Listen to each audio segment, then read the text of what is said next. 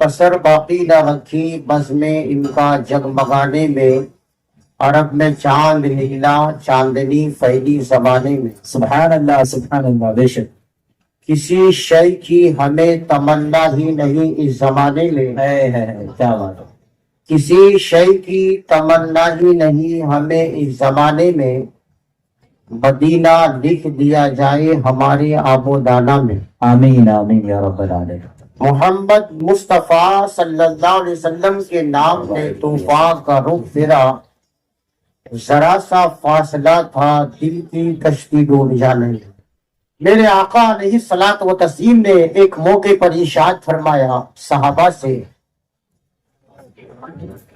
व इज़ा मरतुम फी रियादिल जन्ना फरतौ। بے شک ऐ मेरे सहाबियों, जब तुम जन्नत की क्यारियों से गुजरो तो कुछ चर लिया करो। कालू या रसूल अल्लाह मा रियासुल जन्ना। साहबा ने पूछा या रसूल अल्लाह सल्लल्लाहु अलैहि वसल्लम, रियासुल जन्ना क्या है? यानी जन्नत का टुकड़ा कि जहां से गुजरने पर आपने फरमाया कि वहां से फैज हासिल कर लो, चल लिया करो, खुद चुन लिया करो। हुजूर ने फरमाया मजालिसुल जिक्र, ये जो जिक्र की मजलिसें हैं ये जन्नत का एक टुकड़ा होता है। سبحان اللہ کیا بات ہے हम और आज जहां बैठे हैं ये और वक्त में आम जगह थी, मगर जब हम मिलादे मुस्तफा सल्लल्लाहु अलैहि वसल्लम के लिए बैठे हैं तब ये आम जगह ना रही। بے شک سبحان اللہ इसलिए मेरे आका ने इरशाद फरमाया, सहाबा से फरमाया क्या है सहाबियों, जब तुम किसी मुसलमान को देखो, अहले ईमान को देखो कि वो मस्जिद में आता और जाता है, उसका रुख मस्जिद के तरफ है, तो उसके ईमान की गवाही दे देगा। سبحان اللہ इसलिए कि कयामत के दिन अल्लाह तबारक व तआला जब हर चीज को फना फरमा देगा और जमीन को जिस तरह से हम और आप फर्श को, चादर को, चटाई को बिछाते हैं और बिछाने के बाद उसे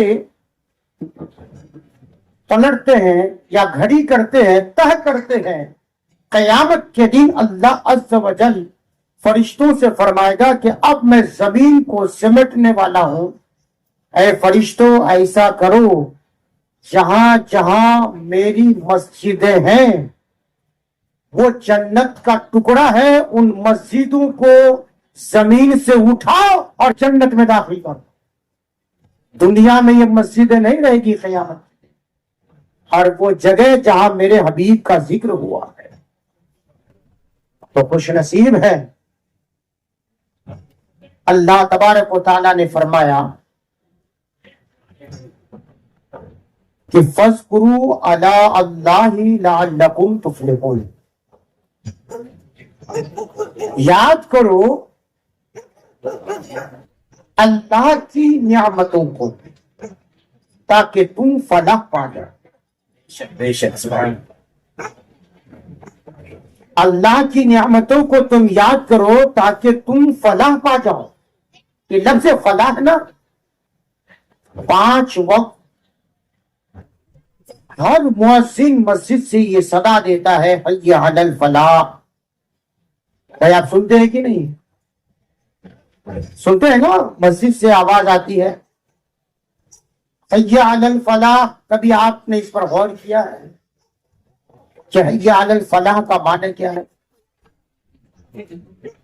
मुअज्जिन ये पुकार रहा है कि हय्या अलल फलाह, आओ कामयाबी की तरफ, और अल्लाह कह रहा है कि जिसने फलाह पा गया।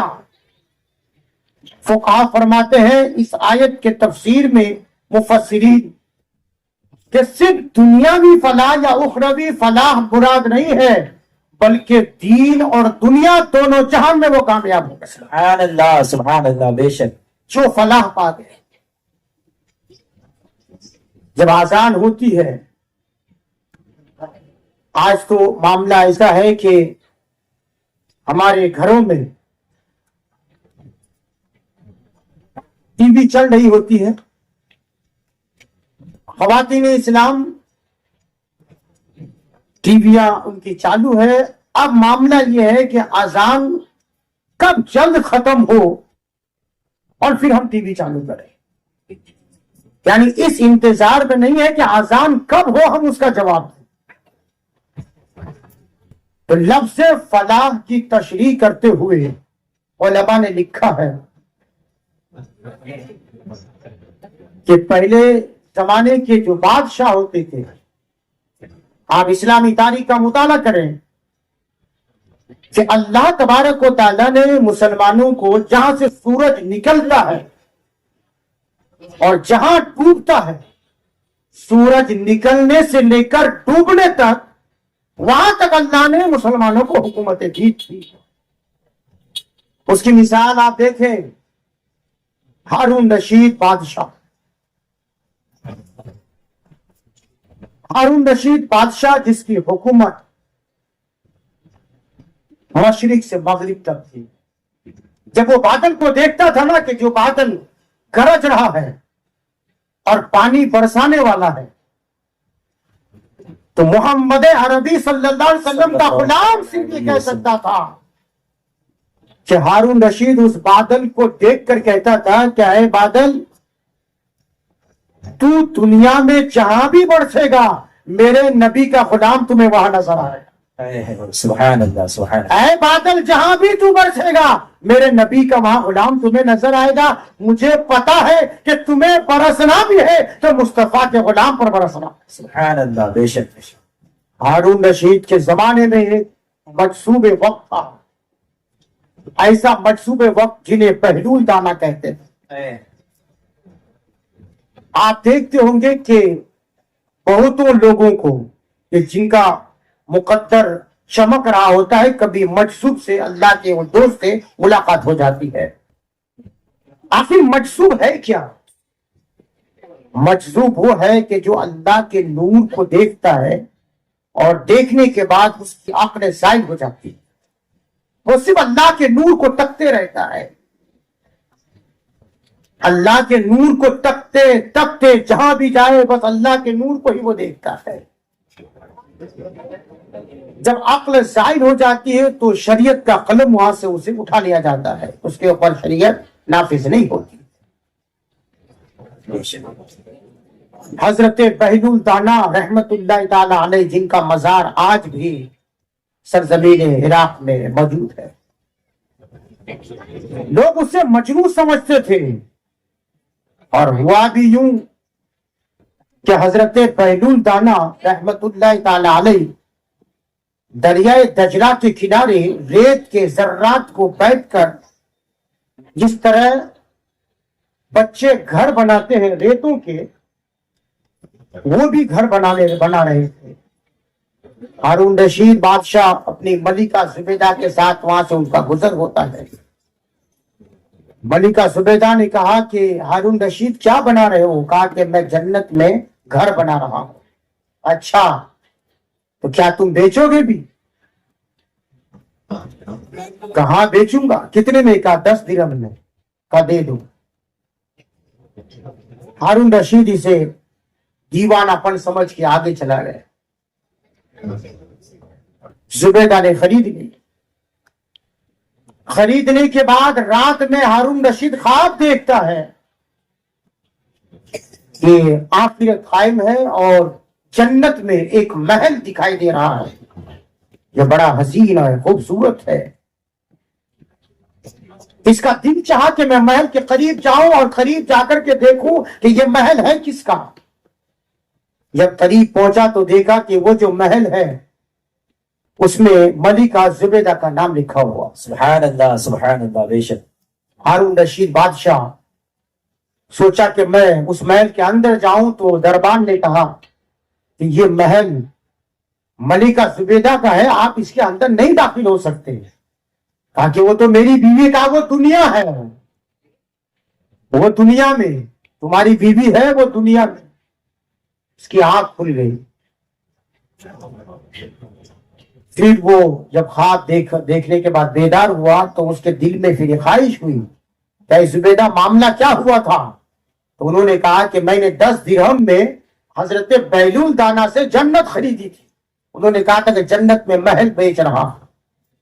تو جان بوجھ کر ہارون رشید پھر اسی جگہ سے گزر ہوا کہ ملاقات ہو جائے. تو دیکھا کہ پھر وہ بیلول دانا ریت کے ذرات پر گھر بنا رہے ہیں. ہارون رشید قریب پہنچا اور کہا کہ بیلول دانا تم کیا کر رہے ہو؟ کہا کہ میں جنت میں محل بنا رہا ہوں. کہا بیچو گے؟ کہا بیچتا بھی ہوں. کہا کتنی قیمت؟ کچھ سکے نکال کے دینا چاہا. کہا آدھی حکومت. اللہ اکبر. کہا آدھی حکومت اس محل کی قیمت ہے. کہا کل تو تم نے زبیدہ کو 10 درہم میں بیچا تھا. تو حضرت بیلول دانا نے کہا تھا کہ کل وہ بغیر دیکھے انہوں نے سودا کیا تھا، آج تم دیکھ کر آئے ہو. تو دیوانوں کی بات بھی الگ ہوتی ہے. تو عرض یہ کرنا چاہتا ہوں کہ پہلے زمانے میں جو بادشاہ ہوتے تھے ان کے قریب علماء ہوتے تھے، ان کے قریب عالم دین باعمل ہوا کرتے تھے، اور بغیر کسی ان کے مشورے کے بادشاہت میں حکومت میں کوئی حکم نافذ نہیں کرتے تھے. یہ تاریخ گواہ ہے. ہارون رشید کی بیوی ملکہ زبیدہ کو آپ دیکھیں، اور بادشاہوں کی بیویوں کی زندگی کا اگر آپ مطالعہ کریں گے تو آپ سوچیں گے ہو سکتا ہے کہ یہ بادشاہوں کی بیویاں ہیں تو اس کے نخرے الگ ہوتے ہیں، ان کے خواہشات کثیر خواہشات ہوتی ہے، بہت ساری کثرت کے ساتھ ان کی خواہشات ہوتی ہے. مگر ملکہ زبیدہ کو آپ دیکھیں، ہارون رشید کی بیوی کو، کہ انہوں نے جو لونڈیاں اور باندیاں خریدی تھی 300 ان کے پاس باندیاں تھی. اور اہم بات یہ تھی کہ حضرت وہ سب کے سب 300 باندیاں حافظ قرآن تھی. سبحان اللہ سبحان اللہ. پہلے کے زمانے میں باندیاں خریدی جاتی تھی اور بیچی جاتی تھی. 300 باندیاں خرید کر ملکہ زبیدہ نے ان سے کہا تھا کہ اے میری باندیوں، جو میں پہنوں گی وہ تمہیں پہناؤں گی، سبحان اللہ سبحان اللہ. جو میں کھاؤں گی وہ تمہیں کھلاؤں گی، سبحان اللہ. بے شک. جس اعلیٰ قسم کے بستر کو میں استعمال کروں گی وہ تمہیں استعمال کرواؤں گی. مگر ہاں، تمہارا صرف یہ کام ہے کہ 24 گھنٹہ ہارون رشید کے محل پر قرآن کی تلاوت ہوتی رہے. سبحان اللہ. بے اگر شک. ایک باندی تھک جاتی ہے تو دوسرا پڑھنا شروع کر دے، دوسرا تھک جاتی ہے تو تیسرا پڑھنا شروع کر دے. اسی طرح سے قرآن کی تلاوت 24 گھنٹہ ہارون رشید کے محل میں ہوتا رہے. ہم جانتے ہیں خیر و خیرات میں اتنی کثرت کے ساتھ خیر و خیرات کرتی تھی، اتنی پرہیزگار ملکہ زبیدہ تھی کہ جن کی شہرت صرف عراق میں نہیں بلکہ پوری دنیا میں ان کے نیک کاموں کی شہرت. آج بھی مکہ میں نہر زبیدہ آج بھی مشہور ہے، سبحان اللہ. بے شک. اور وہ آج بھی اس کی یادیں وہاں پر قائم ہیں. جب ان کا انتقال ہوا نا حضرت ملکہ زبیدہ کا، یہ جو اذان کے وقت ہم کلمہ اور کلمہ شہادت کا جواب نہیں دیتے ان کے لیے درس عبرت ہے. آج جو لوگ گھر میں یا دکان میں بیٹھ کر باتیں کرتے ہیں، جب ان کا انتقال ہوا تو ان کی ایک باندی تھی کنیز، ان کی یہ خواہش تھی کہ ایک بار میں مرنے کے بعد ملکہ زبیدہ کو خواب میں دیکھوں. چونکہ بڑا پرہیزگار تھی، قرآن کی تلاوت کرتی تھی، تو اللہ نے ان کے ساتھ کیا معاملہ کیا. انہوں نے خواب دیکھا. تو ملکہ زبیدہ کو خواب دیکھا تو دوستوں بڑی حیرت کی بات یہ ہے کہ بڑے اچھے لباس میں اور لباس میں ان کا چہرہ چمک رہا ہے. ملکہ زبیدہ کے بدن سے خوشبوئیں معطر اعلیٰ قسم میں خوشبوؤں سے مہک رہی ہے. اس باندی نے اس سے کہا کہ یہ بتاؤ کہ زبیدہ جب تو دنیا میں تھی تو بڑی پرہیزگار تھی، خیر و خیرات کرتی تھی، اللہ نے تمہارے ساتھ کیا معاملہ کیا؟ تو زبیدہ، ملکہ زبیدہ کا یہ جواب تھا، اے میری باندی، اللہ کی قسم، جب میں قبر میں پہنچی منکر نکیر بعد میں آئے، اللہ کی آواز پہلے آئے۔ سبحان اللہ سبحان اللہ، بے شک پہلے تو منکر نکیر آتا ہے، سوال کرتا ہے نا، من ربوں کا ما دینوں کا ما کنت تقول فی حق ھذا الرجل، مگر ملکہ زبیدہ کہتی ہے کہ اللہ کی آواز پہلے آئی، اللہ نے آواز دیا، اے زبیدہ یہ بتا کہ جب تو دنیا میں تھی تو یہ بتا، ایک دن تمہارے ساتھ اپنے محل میں ایسا معاملہ پیش آیا کہ تمہارے سامنے کھانا رکھا ہوا تھا اور اس کھانے میں سالن بھی تھا، چاول بھی تھا، تم نے سالن اور چاول کو ملانے کے بعد جب اسے اپنے لقمہ بنایا اور اپنے منہ کے قریب لے کر کے گئی، لے جانا ہی تھا کہ منہ تم نے کھولا، اتنے میں پھر اس لقمہ تر کو تم نے اس پلیٹ میں رکھ دیا۔ اے زبیدہ یہ بتا، یہ وجہ کیا تھی کہ تم نے اس لقمے کو منہ کے قریب لے جانے کے باوجود بھی اپنے پلیٹ میں واپس رکھ دیا؟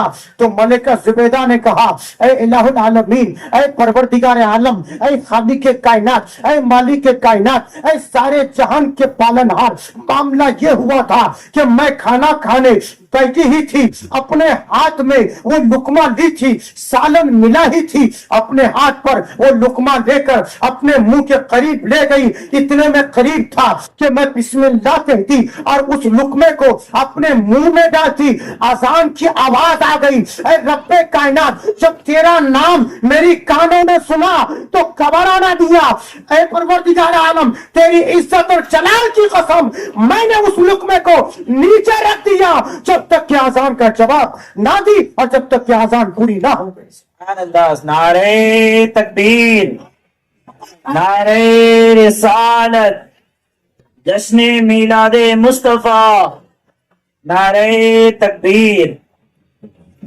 میرے دوستو، اذان کی آواز کا جواب کا یہ عالم، یہی وجہ ہے کہ مسجد نبوی میں، وہ مسجد نبوی، اللہ اللہ کیا نظارہ ہوگا کہ جہاں میرے آقا ہوں گے، صحابہ کی جماعت ہوگی اور وہاں پر جنت کا ذکر ہو، اللہ اکبر کبیرہ۔ خواتین اسلام ہیں، اسلام کی ماں اور بہنیں ہیں، اسلام کی مقدس شہزادیاں ایک طرف گفتگو فرما رہی ہے اور ایک طرف مرد حضرات گفتگو فرما رہے ہیں۔ میرے آقا علیہ الصلوۃ والتسلیم کا ادھر سے گزر ہوتا ہے، آقا نے ارشاد فرمایا، اے خواتین و حضرات، اے میری امت کی شہزادیوں، کیا ان گفتگو سے بہتر میں تمہیں اچھا والا عمل نہ بتا دوں؟ ان خواتین نے کہا، یا رسول اللہ صلی اللہ علیہ وسلم، بلا کیوں نہیں، آپ ہمیں بتائیں، حکم فرمائیں۔ حضور نے فرمایا کہ جب اذان ہو اور اذان کا جواب دیا کرو، اگر تم اذان کا جواب دو گے تو اللہ تبارک و تعالیٰ تمہیں 1,00,000 ثواب عطا فرمائے۔ سبحان اللہ سبحان اللہ، بے شک بے شک۔ کتنے لاکھ؟ میری ماں اور بہنوں سنو، یہ جو اپنے گھروں میں بیٹھ کر اذان کا آواز سننے کے باوجود اپنے گھر میں کسی معاملات میں مصروف رہتی ہے، ان کے لیے درس ہے۔ صحابہ نے پوچھا، یا رسول اللہ صلی اللہ علیہ وسلم، پھر ہم کہاں جائیں، کیا یہ صرف عورتوں کے لیے خاص فضیلت ہے؟ تو حضور نے فرمایا، اے صحابیوں، نہیں، اگر تم اذان کی آواز کا جواب دیتے ہو تو اللہ تبارک و تعالیٰ تمہیں 2,00,000 اذان کا ثواب عطا کرے۔ سبحان اللہ سبحان اللہ، یعنی بے شک۔ اذان کے جواب میں 2,00,000 ثواب عطا فرمائے۔ یہی تو حکم ہے کہ جو شخص اذان کے وقت باتیں کرتا ہے، اذان کے وقت لہو لعب میں مشغول ہو جاتا ہے، تو خطرہ ہے کہ مرتے وقت اسے کلمہ نصیب نہیں ہوگا۔ آپ کیا معمولی سمجھتے ہیں اذان کو؟ اذان کے لیے حکم ہے، آپ چل رہے ہو تو رک جاؤ، قرآن کی تلاوت کر رہے ہو تو قرآن کو بند کر دو، کھانا کھا رہے ہو تو کھانا بند کر دو، پہلے مؤذن کی آواز، اذان کی آواز کا جواب دو۔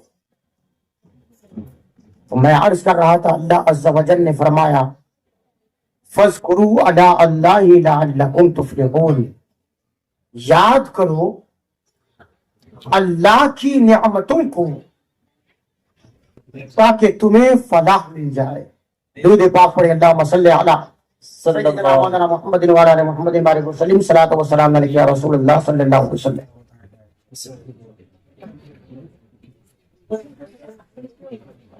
تاکہ تمہیں فلاح مل جائے۔ لیکن قرآن دوسری جگہ فرماتا ہے وَإِن تَعُدُّوا نِعْمَتَ اللَّهِ لَا تُحْصُوهَا۔ کیا حضرت میزبان کا کام ہے؟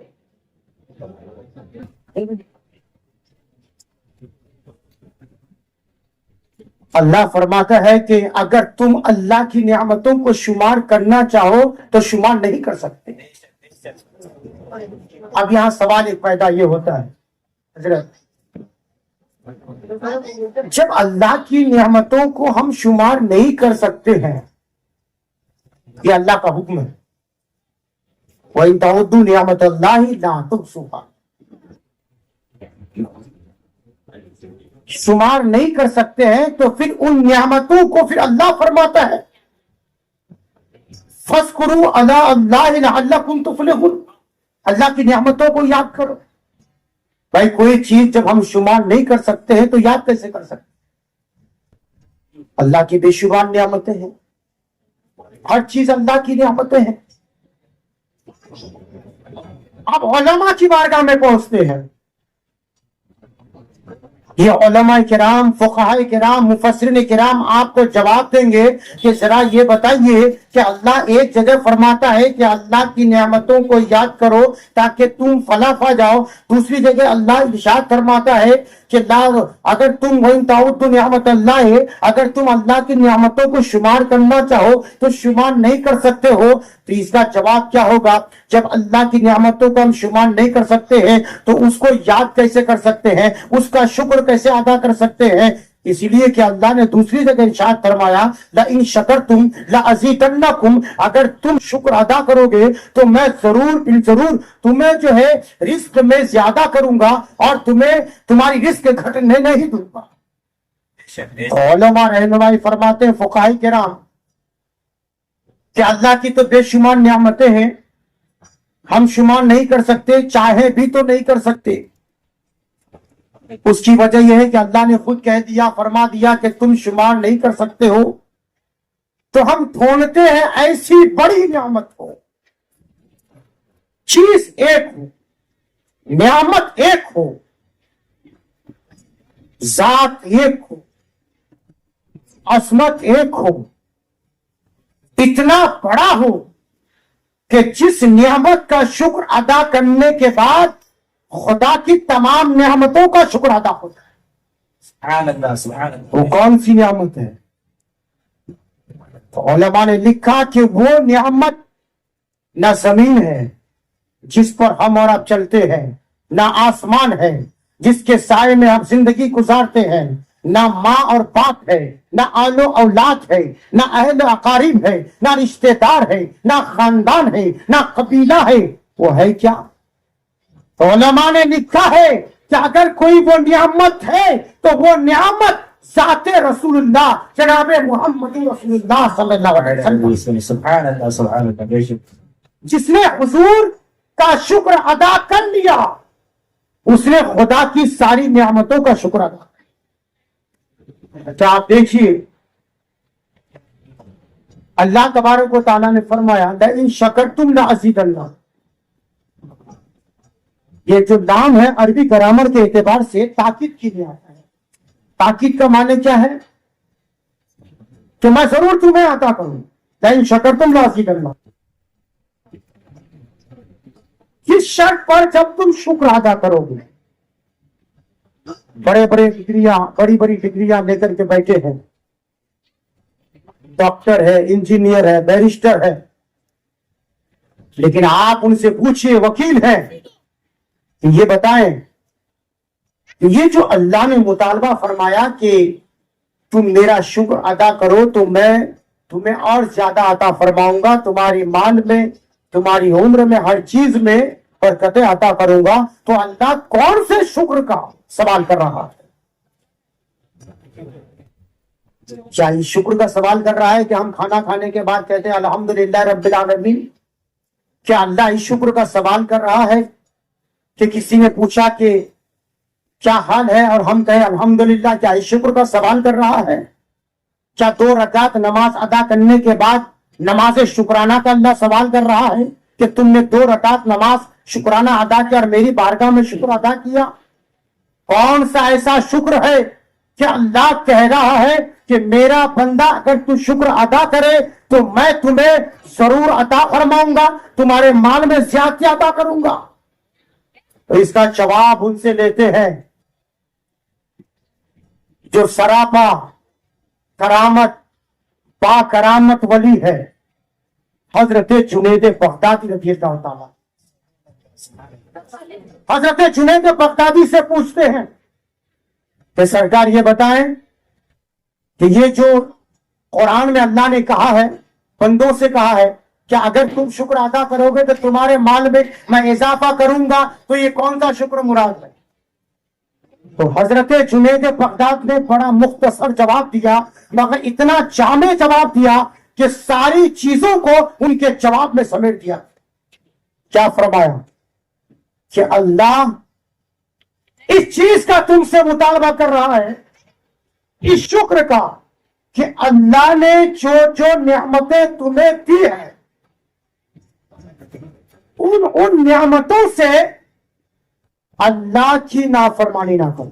بے شک بے شک سبحان اللہ۔ آپ نہیں سمجھے، اگر سمجھ گئے ہوتے تو ضرور سبحان اللہ ہے۔ اب میں مثال دے کے آپ کو بتا تاکہ اپنے جیسا عام آدمی بھی سمجھ جائے۔ کیا فرمایا کہ اللہ نے جن جن نعمتوں کو تمہیں عطا کیا ہے ان نعمتوں سے اللہ کا ناشکری نہ ہو، رسول اللہ کی نافرمانی نہ ہو، یہ اللہ کا شکر ہے۔ اب اس کی مثال کیا ہے؟ یہ آنکھ، اللہ نے آنکھ دیا، آپ بتائیے بھی اللہ نے آنکھ عطا فرمایا، بتائیے اللہ کی نعمت ہے کہ نہیں؟ جس کے پاس آنکھ نہیں ہے اس سے پوچھئے کہ کتنی بڑی نعمت ہے۔ تو حضرت جنید بغدادی کیا کہہ رہے ہیں کہ یہ آنکھ اللہ کی نعمت ہے، تو اس آنکھ سے ان چیزوں کو نہ دیکھو جن چیزوں کو اللہ اس کے رسول نے حرام قرار دیا۔ سبحان اللہ سبحان اس کا اللہ۔ شکر۔ یہ کان اللہ کی نعمت ہے، ان کانوں سے ان چیزوں کو نہ سنو جس کو اللہ اس کے رسول نے حرام قرار دیا۔ غیبت حرام ہے، ہم کان سے سنتے ہیں، ناشکری ہے۔ کسی کی برائی گانے بجانے سننا، یہ اللہ کی ناشکری ہے کہ ہم کان کے ذریعے سے اللہ کا ناشکر کر رہے ہیں۔ یہ زبان ہے۔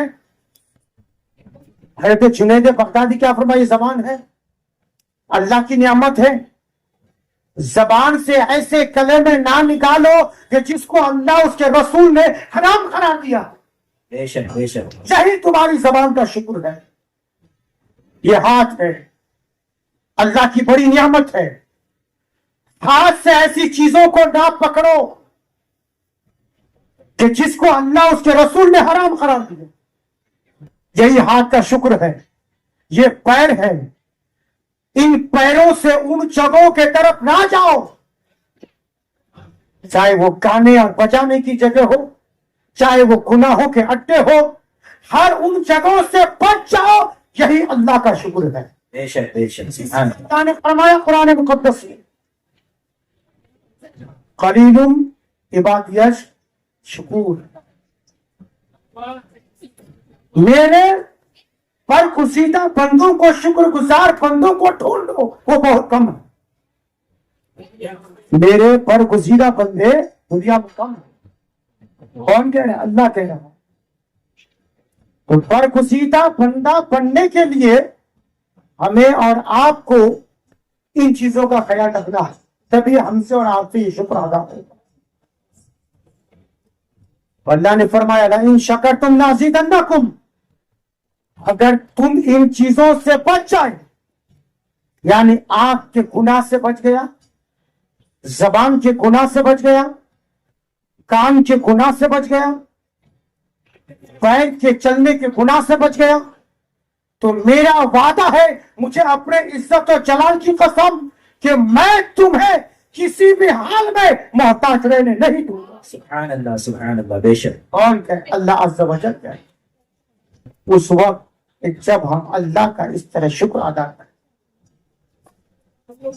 حضرت شاہ عبدالعزیز رحمت اللہ تعالی علیہ سے کسی نے پوچھا کہ حضرت جب یہ جو نوجوان ہوتے ہیں یہ جب گانے اور بجانے کی محفلوں میں ہوتے ہیں تو وہاں اس کو نیند نہیں آتی ہے نا، دنیا میں سرور آتا ہے، نشہ آتا ہے، لیکن جب وہ ذکر مصطفیٰ کی محفل میں ہوتے ہیں، میلاد مصطفیٰ کی محفل میں ہوتے ہیں تو انہیں نیند آنے لگتی ہے، اونگ آنے لگتی ہے. اس کی کیا وجہ ہے؟ تو حضرت شاہ عبدالعزیز رحمت اللہ تعالی علیہ نے فرمایا کہ مسئلہ یہ ہے کہ بتاؤ کہ اگر کسی بستر میں نرم نرم گدے ہو اور وہ بستر خوشبو سے معطر ہو اور اس میں آدمی سوئے تو اسے نیند آئے گی یا نہیں آئے؟ یقیناً نہیں آئے. اور وہ بستر جو کانٹوں کا اور آدمی اس میں سوئے تو کیا اس کو نیند آئے گی؟ یعنی حضرت شاہ عبدالعزیز رحمت اللہ تعالی علیہ یہ کہہ رہے ہیں کہ ناچ اور گانے کی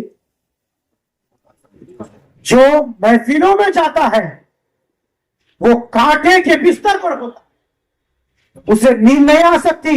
اور جو میلاد مصطفیٰ کی محفل میں جاتا ہے وہ خوشبوؤں کی محفل میں جاتا ہے، سبحان اللہ اس سبحان اللہ. خوشبو کی اور میلاد مصطفیٰ کی برکت سے اسے سرور آتا ہے، اسے نیند نہیں بلکہ سرور آتا ہے. اللہ نے فرمایا لئن شکرتم لازیدنکم، اور فرمایا کہ میری اللہ کی نعمتوں کو یاد کرو تاکہ تم فلاح پا جاؤ. اللہ کی نعمت، یہ بات جب طے ہو گئی کہ اللہ کی نعمت ہمارے آقا و مولا جناب محمد رسول اللہ صلی اللہ علیہ وسلم ہے، تو علماء نے لکھا کہ اللہ نے اپنے حبیب کے لیے فرمایا کہ میں نے آپ کے ذکر کو اپنا ذکر بنا لیا. یعنی جو مصطفیٰ صلی اللہ علیہ وسلم کا ذکر کرے اس نے خدا کا ذکر. اگر اب رات بھر یا رسول اللہ کہو، الصلاۃ والسلام علیکہ یا حبیب اللہ کہو، الصلاۃ والسلام علیکہ یا نبی اللہ کہو، تو قیامت کے دن اللہ تبارک و تعالی اپنے ذاکروں کے فہرست میں شامل کرو. سبحان اللہ سبحان لیکن اللہ کا وعدہ ہے وَرَفَعْنَا لَكَ ذِكْرَكَ، اللہ. اے محبوب ہم نے آپ کے لیے آپ کے ذکر کو بلند کیا. اچھا آپ دیکھیے کہ اللہ نے اپنے حبیب کے ذکر کو کیسے بلند کیا. نماز میں آپ دیکھیں، اذان میں دیکھیں، اذان میں اللہ کے نام کے ساتھ حبیب کا نام ہے، نماز میں حضور کے اللہ کے نام کے ساتھ حضور کا نام ہے. کوئی ایسی جگہ تو بتائیں کہ جہاں پر اللہ کے نام کے ساتھ حضور کا نام ہے. یہاں تک کہ حضرت آدم علیہ السلام جب نگاہ اٹھائی تو جنت میں دیکھا کہ جہاں لا الہ الا اللہ لکھا ہوا ہے وہ محمد رسول اللہ ہے. سبحان اللہ سبحان اللہ. بے شک بے شک. اسی کا وسیلہ دے کر کے حضرت آدم علیہ السلام کی دعا کو اللہ نے قبول فرمایا. تو سب سے بڑی نعمت جب حضور ہوئے تو حضور کا شکر آپ کس طرح سے ادا کریں گے؟ شریعت میں کیا حکم ہے کہ حضور صلی اللہ علیہ وسلم کا جو گستاخ ہے نا، یہ شریعت کا حکم ہے، یہ ہمارا کسی کے بات کا نہیں ہے، شریعت کا حکم ہے. حضور کا جو گستاخ ہے اس کی سزا قتل ہے. اسلامی حکومت ہے، اس کی سزا قتل ہے. سوال یہ پیدا ہوتا ہے کہ شریعت نے یہ حکم دیا کیوں؟ इसके पीछे राज क्या? हुजूर अलैहिस्सलात व तस्लीम का गुस्ताख को कत्ल की सजा की वजह क्या है? तो उलमा ने लिखा है कि उसकी वजह सिर्फ ये है कि जो गुस्ताखी कर रहा है उसका वजूद भी खुद हुजूर का सदका। سبحان اللہ سبحان اللہ بے شک जब हुजूर के सदके में वो खुद बना और हुजूर मोमिनीन के जान का मालिक है, तो उसने हुजूर की गुस्ताखी नहीं की बल्कि खुदा की सारी नियामतों का उसने नाशुक्री किया, और जो नाशुक्री है उसको जमीन पर रहने का जीने का कोई हक नहीं। इसलिए शरीयत ने ये हुक्म दिया कि उसकी सजा से कत्ल। इसलिए गुस्ताखे नबी किसी हाल में उसकी माफी नहीं है। तभी तो हुजूर ने फरमाया था फतेह मक्का के वक्त कि जो मेरे गुस्ताख हैं, पहले के लोग जब कोई गलत क्या करते थे तो काबे के पर्दे के अंदर छुप जाते थे, तो वहां पर उसे पनाह मिल जाती थी और उस पर कोई सुनी नहीं होता था। लेकिन हुजूर सल्लल्लाहु अलैहि वसल्लम ने फरमाया कि मेरा गुस्ताख अगर काबे के अंदर भी पाया जाए तो उसे कत्ल करो। फक़्तुलू हैसु वजदतुमूहु। वजह क्या है कि यहाँ काबे की आजमत की बात है, मगर काबा को जिसने काबा बनाया वो मुस्तफा की बात है, और मुस्तफा अगर ना चाहते तो काबा काबा ना होता। इसलिए तो आला हजरत ने कहा है कि हाजियों आओ शहंशाह का रोजा देखो, काबा तो देख चुके हो, काबे का काबा नहीं। سبحان اللہ यहाँ पर मुस्तफा की आजमत की बात है, इसलिए अब वहाँ काबे की आजमत इसी पर है कि मुस्तफा सल्लल्लाहु अलैहि वसल्लम की आजमत पर उसे कुर्बान कर दिया। इसलिए हुजूर ने फरमाया फक़्तुलू हैसु वजदतुमूहु, कि जहां भी तुम उन्हें पाओ, अगर वो काबे के दीवार के अंदर भी है तो मेरा गुस्ताख बख्शा नहीं जाए। इसलिए हुजूर अलैहिस्सलातु तस्लीम का शुक्र का एक तरीका यह है कि मीलाद मुस्तफा सल्लल्लाहु अलैहि वसल्लम।